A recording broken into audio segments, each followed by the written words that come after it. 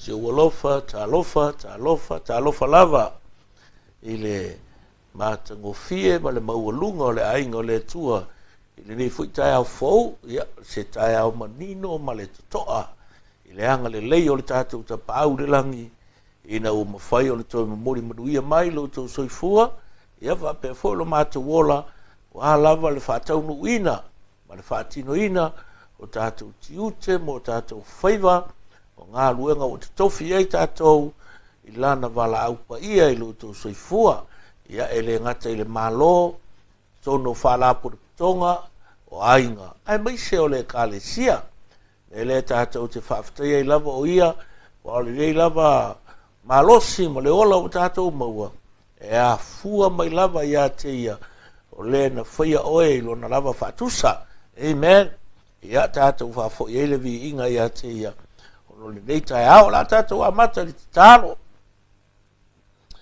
nganga pa iae ia ua mātou whanono manu lava ia te oe e tonu ma le lei mātou tō fo isa mātou au nanga e whatino e a whai e iei lau whau unga i lunga ia i mātou la ala leo la mātou wala uatu fio mai a tātou ma oe le nei tai ao whapa ia le nei au wala o ta inga o mātou whaunga ina ia ma whau ina fo i mātou i la mātou talatalanga ma mātou whasoa ina ia whamalo sia i pēr le whātou tua la upa ia mo mātou loto te inane la mātou tua ia te oe malo malo ia o la mātou te tālo sauina i mātou le toto le tamai mamoe so lau api lau angelu le menei ina iei ua i fo le nei mafutanga i le manuia ma le fiafia fo i le vi inga ia te o Yesu lo mātou ua li i mo la mātou whaola amene ia lagi tātou pese whaperetania lea my salvation belongs to our God amen.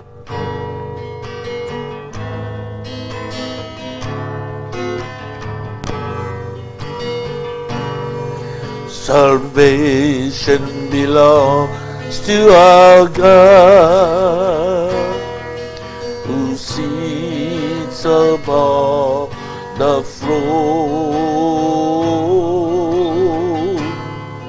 and unto the Lamb praise and glory, wisdom and thanks, honor and power and strength be to our God forever and ever. Be to our God forever and ever. Be to our God forever and ever. Amen.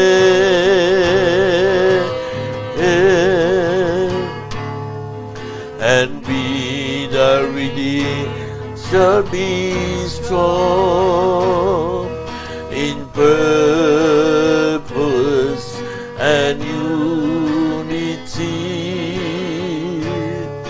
declaring our love, praise and glory, wisdom and thanks, honor and power and strength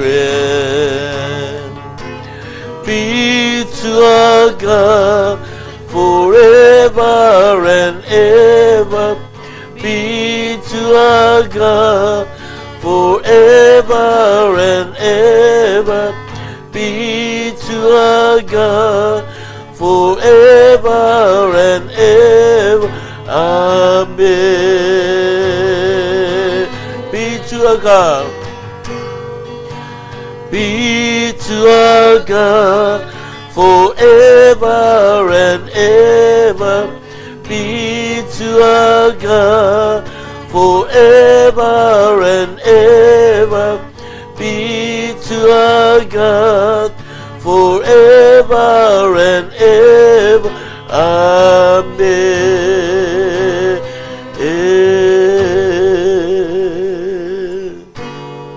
Hallelujah. Praise the Lord.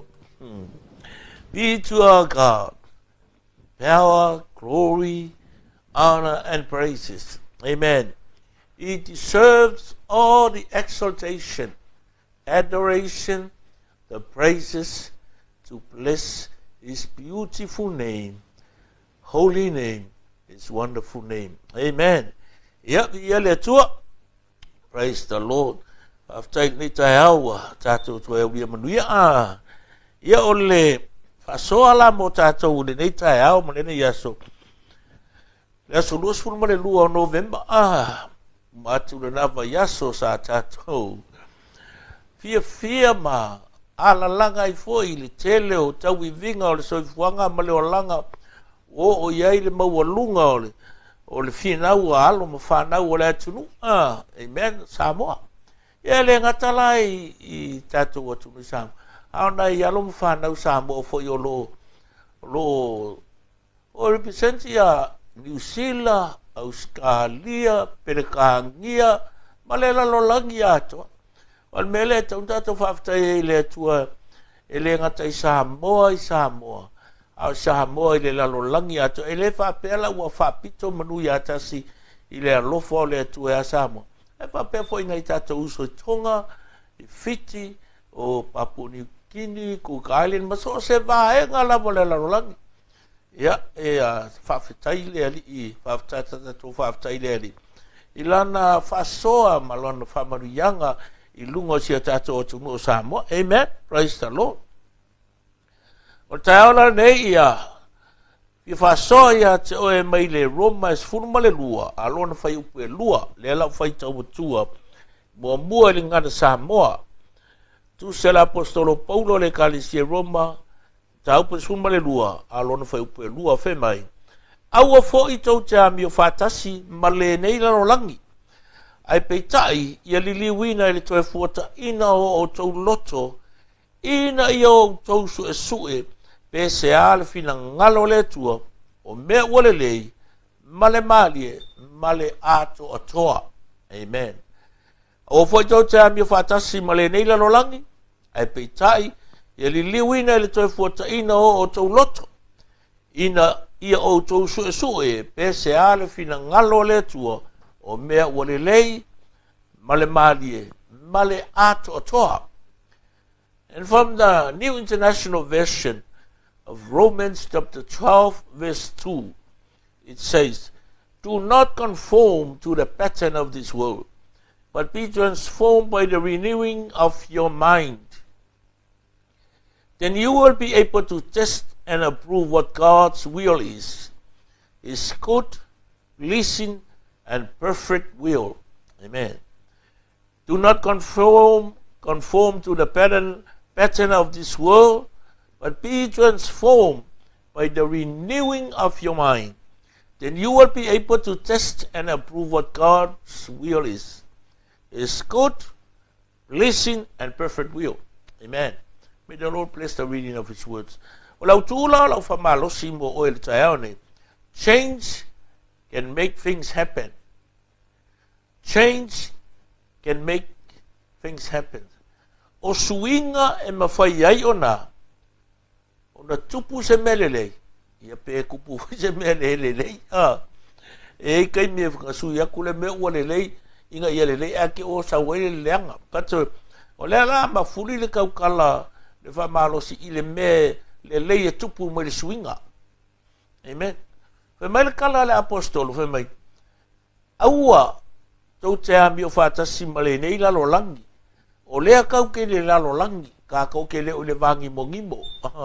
Ka kau ke le o ngofo I lunga o ao, le meo yei feku, le lama le masinga le hai. O lea kau ke le lalo langi, o le uinga. O lea kukuo ka kau vai lunga o le ele ma le palapala. O lea ka kau ke fefewa I makangaka ese. Kele ko inga kangaka ia ka ko ke ngofo whakasi, whainga luenga whakasi, ka alo whakasi ka longa, mamiri kingo whakasi. O isi wai kaimi I ko kongu ao le loku, le ako ke ngofo whakasi ma ko inga kangaka wai ke vai ako ese wai ala ko winga mala ko me ia whai. You sit together, you walk together, you play together, and you eat together. Amen? O le ala fai mai le kala le apostolo.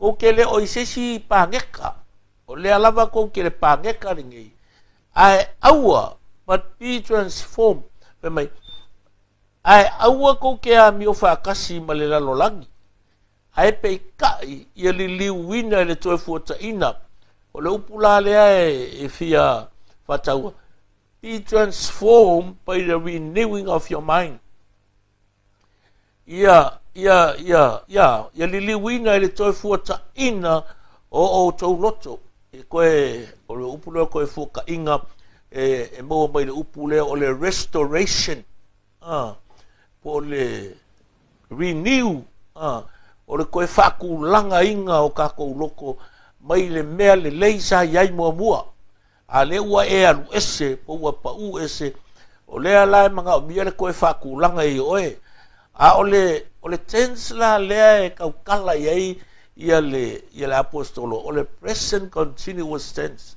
kusa o le mea alu alu ai pea kaimi ngai ia whaiwhai ai pea aua ngai muka le renew o lo mawhawhau ia so uma awa isi kaimi ke moe ika e ke moe whaari e ke moe whaangoa ngoa e ke moe le fia fia ai ala mai wa kaunga fo inga whaafau kau fo inga renew lo mawhawhau ia whai se suinga le leimo oe ia so uma a whainga e moe o lai kau kala lau lo fufonga i upu paa kaunga e ala marikaya ua sui upu a whainga e moe o whaingia o engi whiriwhiringa fo i e ngau ki kaua mangi misa mangi whewawea inga e kaunga e ala mai ua sui excuse me change can make things happen vai le mele na tupu i le ya isalae ran me kupu ya isalae le ulu wai kupu ngā sasi ya orkangaka nga ile amakanga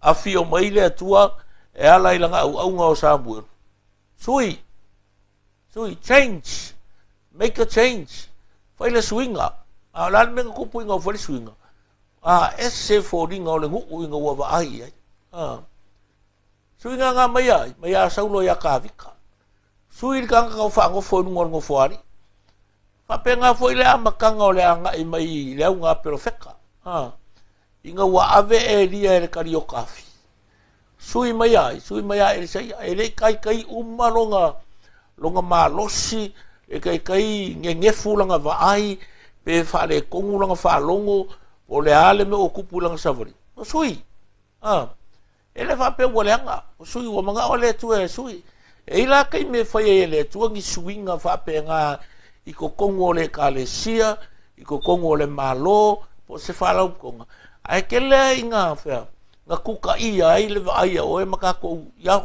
ka ko uma e happen me le ka uma sole ya sui yari ele kai yari ai o finga ngalo le tu e o lo le kai miu wa kongo sui lo why because change can make things happen langa yeile mele le o le akupu mai ele ile anga area au o manga o le tua sui ya elseia mega ngalinga avea kolosi le yoritana vai akulo ma area ya elseia saulo nga fo o le o fa longo inga le mai o le o kali o kafi ya o fai no e ma elseia o e pau ale mele o kisa wai kele o sau ya o se fangua kele sau ya o se vai nga o kele o sau ya o su akungi awala mo ngi ko lua mangi au fa ngau mangi au kupe ngi aulo mangi penginga le ai le o le menga le o follow ya I'm not coming to you after for all those material things le ai fa lua mai lo nganga wo fo e dia ile mea le ka muri ko le kamale eu que minga la kikia e ele sei o ma ko io fo le perfecta ile mele ka muri ko ile fa pele o le mele le ma fa o le kama sele ma ngia o se kama kala vou ma se kinge kala vou e ko after i se ko ia inga po ska kama kua ele alu e muri ngi aulo mangi fangua mangi mea o le olanga ai muri le fa unga e muri le fa mangi yanga fa lenga alo ka muri le se fai mai le wili e fa pe mai ya au le la sai ni le wili le o me umai o le lima sfulu e kale ala waka e ai o le makuale anga nga koe ngā mafo penga. A kongu peke maua, ai le last. The reason why wako le last, nanga le anga le moti. The motivation within your heart behind all those, ele sao. E ke maua la pe awa pe saingi le documents. Ai lo le. So se me ke fai se awala se e koe whaale kongu la. A le muli langa muli ai e lia ia el seia. Ko i offo le perfecta. Nara nua, fai mai kala e lia, ia vai mai. A unga ama si ia kari o ka fia le lea mai lalo male ofu. Le ofu kala loa. Le ofu nga mo le rope. E ke alu rei se mea ke ofu e pe i loa ai oe. O le ofu leo o lo kama. O le ofu leo o le whaiwhiau, o le ofu lea. It's like a comment. Kongi mai loa sau loa ia el se ia ka haere vai. Ka maa vai whapere vai sa wani mei loa. O mea umanga a makamalisa wani el se ia i ngā saua. Kaua ili mea o wāwenga, o manguia, o le makaukia o le atua. Change can make things happen. E eila suinga e whaia kākou. A whapele o le kaimi lea, e ki ngā inga. Ai a whaia sa o le kaimi sui ai, o ngā manguia la ia. O mea la le, o le suinga la le kau kala iai, o le suinga o lo uolanga. O lo uolanga. The way you talk, and the way you speak, the way you act, and the way you do things, the way you view things. O le awala ke wa ai mea, mea ka whai mai e kaunga sui o kako mawhau. Change your mind. Change your mentality.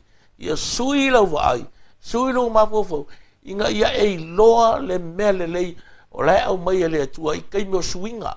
Langa e kako e amwhea, e se mea ua sui. Ai lai le fia.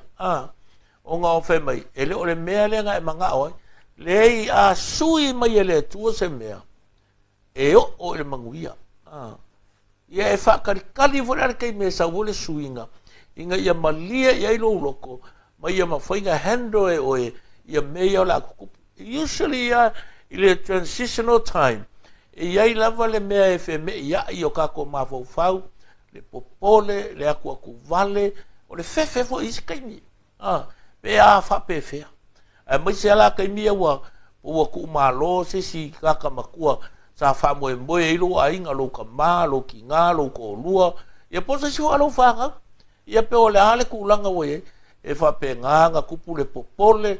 Ma le akua ku vale a kako. Mai se lai mei o ka longa. La vea lola kako kama number 1. O isole. Ma kuale i lo a kako me la whai. An mea ngā lea ringa whai meo impact players. I meo ka longa. Vanga lea ngo for the bench.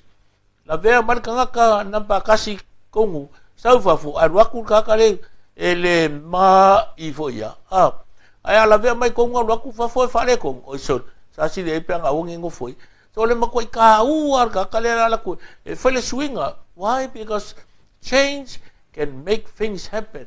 Pa penga foi lai i to tono le kale sia, tono ngā ruanga, a sui le leadership, a sui le tangata ua vea ma whauru lunga o se mtanga ruanga, ia po le malo fo kongo le pale menge i kongo le afa o le fainga malo ia po le kale sia fo ia i loa ka ko nga hando menga a wa ale i loa ka ko ale lama e ka ko o nga fa pe nga le nga ve si solo ila io o le soifuanga malo si o manga e la me yo ke nga e fa so atu o ia e aware ia when changes come pe hao o mai suinga, you know, hao o mai suinga e ke wa aia ko i ngā mea lea i ko kongu o lo si o manga, ma le mea ngai ke iai. People watch things happen. E iai ka ngaka e wa ai suinga. E le ngaka e wa ai ngar kilo ai le o awea ke le i o lako mawhau. Longo lua, you see people, some people let things happen. E ka ngaka lako ke whaakanga inga suinga. E ka ka va ai swinga e ka ka ko ke fa ka ngai swinga pe mai ele lope ke o kupu ele lope ke o lele e pe e masalo salo pe le mala malama ia pe o me go fa kala ku inga wo sui ngo fo inga me ya saulo ya kavika ele o kanga ka umanga la ko accepting kele yo kanga kanga le fi wa vai e ko kiki ongo e fiku kausanga nga ye kavika o le siku fa kwa o me I ko kongo me e ingo o Jerusalem people let things happen and thinking there's nothing we can do about this. Just let it go. Yai voi kai me ke vai aku yai ka ngaka o lae fesili. La ele me o kupu. La le wingo ngai me o ka ko vai aku yai. I say what happened? Some people ask what happened. Is ka ngaka they defy what happens. What does that mean? They refuse to accept mea wakukupu magsuinga wakukupu. They can't believe elema fai ngo lako karikong. They don't believe change can make things happen.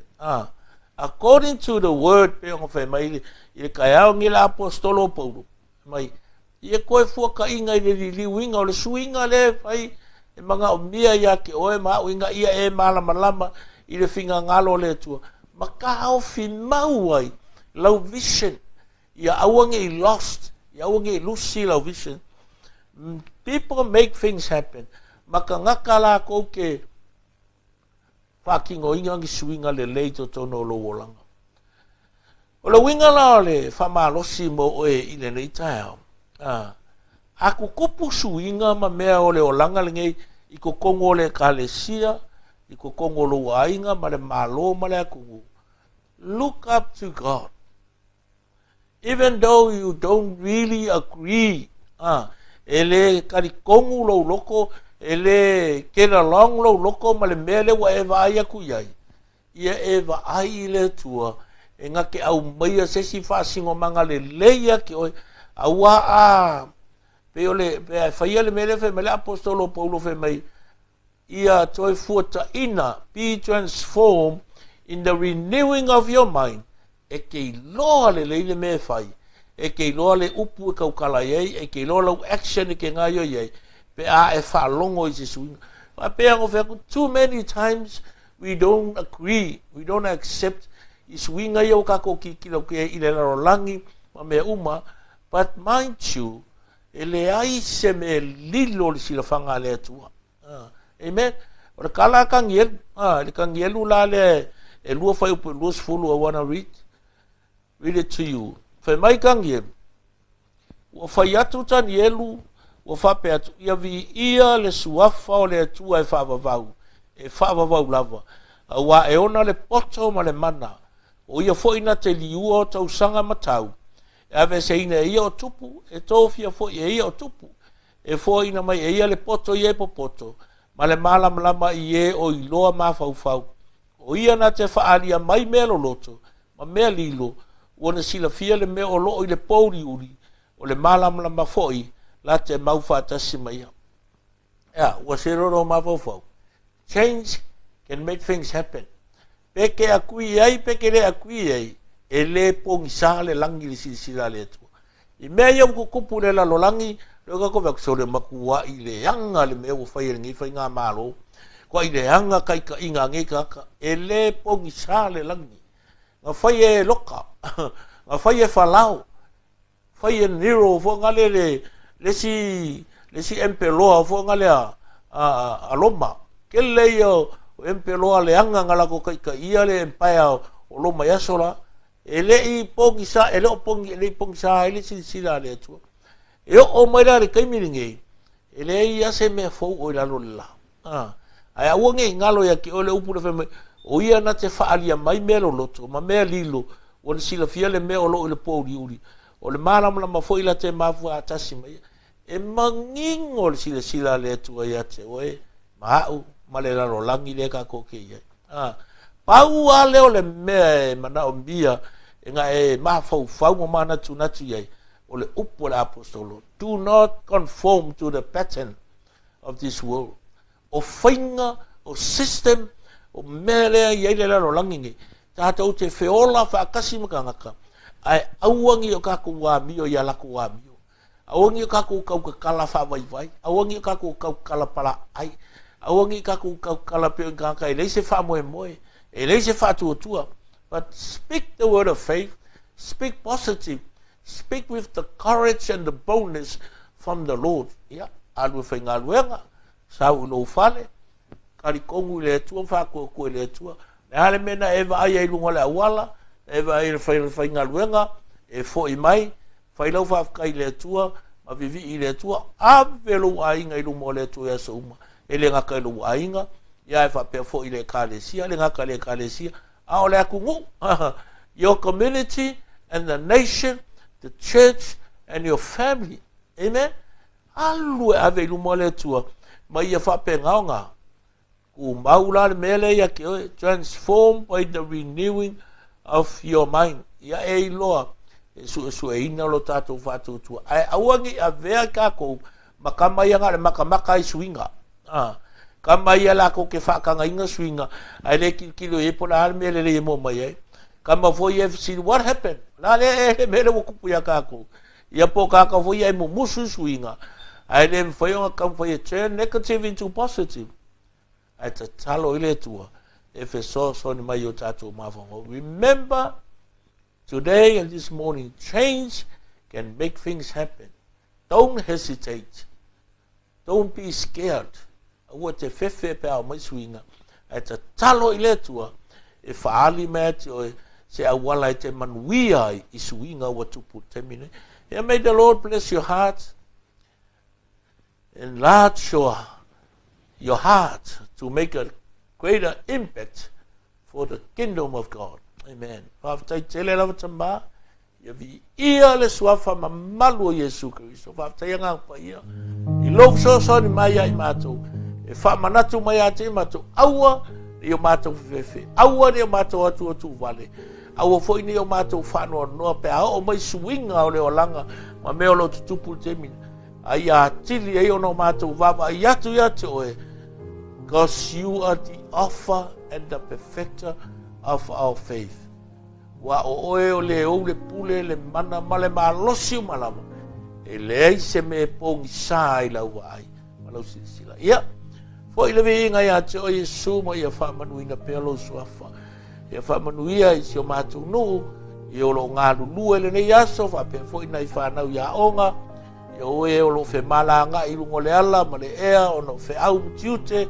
Pa pe foi au na tofi o tana lelei o na au na missionary tafa fio le Rolani o lo moli mawai lo lo fatu no ma le tana lelei o lo malo e va pe foi na yuso sawa ina no le mau e winga ya o ma tu talo ia le file bu o fio ya ilato yang lelei mai foi mai fa madu le nei no ma to o mawai o fatino ile ma to o nanga lo na ile ele lo na fanua lo na ati nai o na taitai ona tangata anu ia fa pe fo le matu talo o si o matu tu o Samoa pa pe fo i America Samoa ia mai se o New Zealand male la lo langi ato ia fa manuia ina yo matu ainga tuila manua polu savai manono ma polima ma so se tu la vale la lo langi o lo ia matu tangata lo watu nu ya ngale lei mai fa manuia ya ila tu fa tai mo nei tai au ya fai wina le ya so manuia ile fia ma sanga le mu fo ir tu ai le vi inga ya o Yesu lo ma tu li le faola amen amen praise the Lord hallelujah ya ngale mai le tu le ya so yo to fai vom tute pa manuia foi la singa uma ina ya fai wina la le manuia ma fia me uma no so fo Yesu Mene.